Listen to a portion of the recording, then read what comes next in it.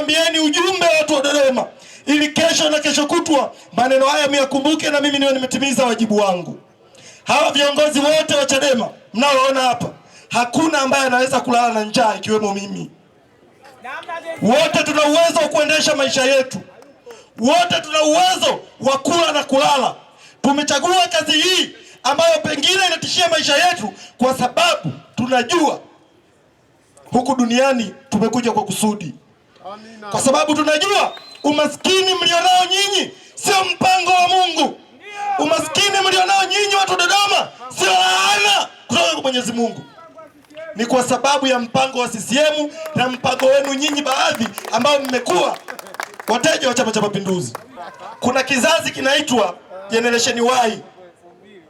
Generation Y ni kizazi cha watu waliozaliwa mwaka 81 mpaka mwaka 96.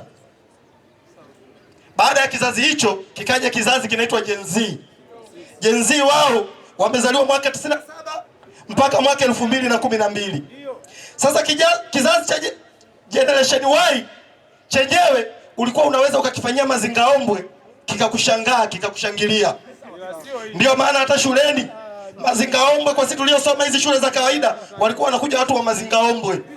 Siku hizi kuna mazingaombwe shuleni? Kwa sababu kizazi cha sasa hivi ni kizazi cha kuhoji. Ukifanya jambo wanakuuliza umefanyaje, limewezekanaje? Wasipolielewa wanakukataa. Wasipokuelewa wanakukataa. Sasa CCM ni mabingwa wa mazingaombwe.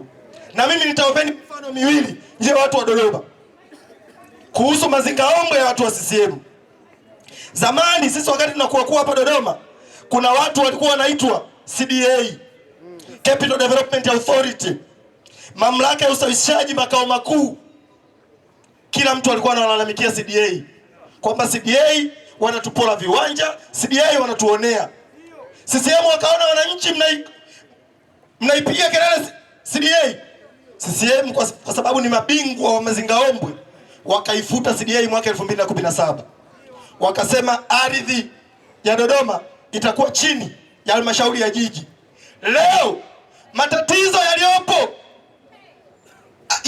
ya ardhi yaliyopo Dodoma, leo ardhi ikiwa chini ya halmashauri ya jiji ni makubwa kuliko ilipokuwa CDA.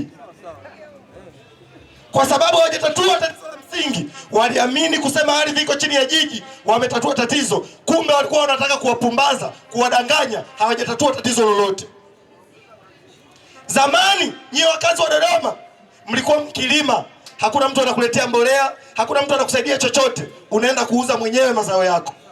Leo wameanzisha kitu kinaitwa nini? Stakabadhi ghalani. Stakabadhi ghalani ni mazingaombwe. Wao unalima kwa gharama zako, ukivuna uwapelekee watu mahali, wao ndo wanajua kukuuzia. Na cha ajabu siku hizi gharama za mazao kupitia stakabadhi ghalani ni ndogo kuliko kipindi ambacho mlikuwa mnauza wenyewe. Haya ni mazingaombwe, sio mazingaombwe? Sasa sisi Chadema tunasemaje? Ni lazima matatizo tulionayo kama taifa tutayatatua kwa kubadilisha mifumo ya uendeshaji wa taifa hili, kwa kuwa na katiba mpya. Mambo haya ya kimazingaombwe kizazi cha vijana wa leo hakiwezi kuyakubali.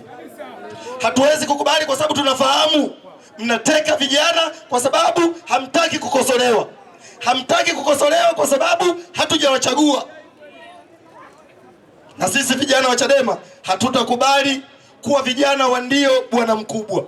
Hatutakubali CCM mtuelekeze au mtuamuru tufanye tunalotaka.